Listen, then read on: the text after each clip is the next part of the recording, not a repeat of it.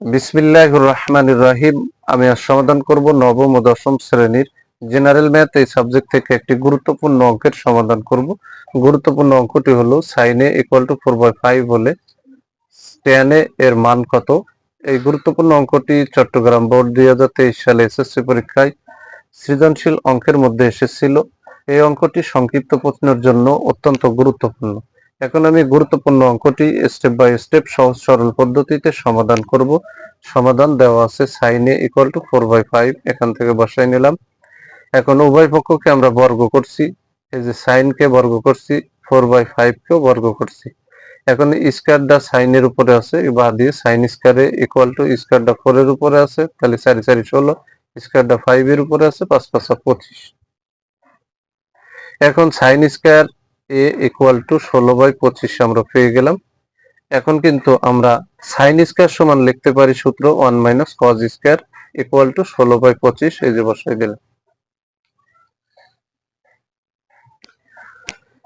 এখন ডানের এই সম্পূর্ণ অংশটারে আমরা বামে নিয়ে আসলাম, বামের সম্পূর্ণ অংশটা ডানে ট্রান্সফার করলাম।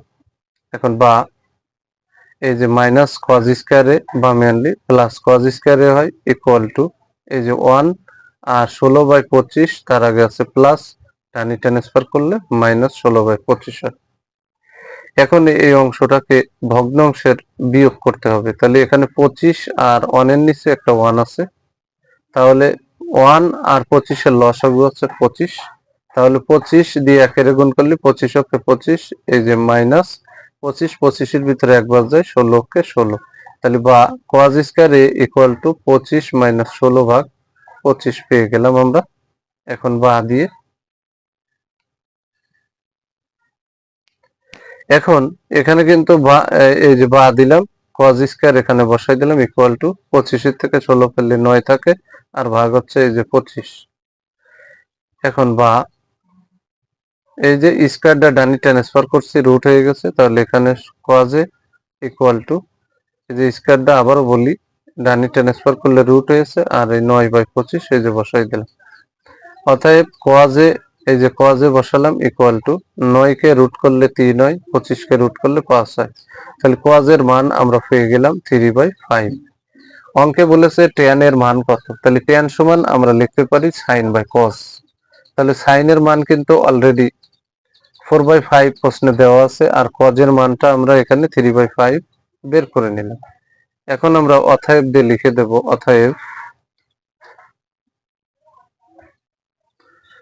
tan a = এই tan সমান sin/cos, তাহলে sin এর মান হচ্ছে 4/5, এই যে ভাগ cos এর মান 3/5। এখন এই যে সমান দিলাম, তাহলে এই উপরের অংশ ভাগ নিচের অংশ, ভাগকে গুণ বানাতে হবে, তাহলে 4/5 এই যে বসালাম, ভাগের স্থানে এই যে গুণ চিহ্ন দিলাম, দ্বিতীয় ভগ্নাংশটা উল্টোই দিলাম, তাহলে 5/3 হলো। 5 এ 5 এ কেটে গেল, তাহলে উপরে 4 নিচে 3, তাহলে 4/3 থেকে গেল। এখন কিন্তু আমরা tan এর মান পেয়ে গেলাম 4/3।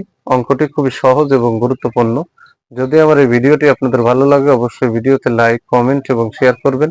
প্রতিদিন নবম ও দশম শ্রেণীর জেনারেল ম্যাথ এই সাবজেক্ট থেকে এই ধরনের গুরুত্বপূর্ণ অঙ্কের ভিডিও পেতে আমার ইউটিউব চ্যানেলটি সিগম 90 কে সাবস্ক্রাইব করে পাশে থাকবেন, এবং ভিডিও আপলোড দেওয়ার সাথে সাথে যাতে আপনারা ভিডিওর নোটিফিকেশনটি পেয়ে যান। সবাইকে জানাই সালাম, আসসালামু আলাইকুম ওয়া রাহমাতুল্লাহি ওয়া বারাকাতুহু।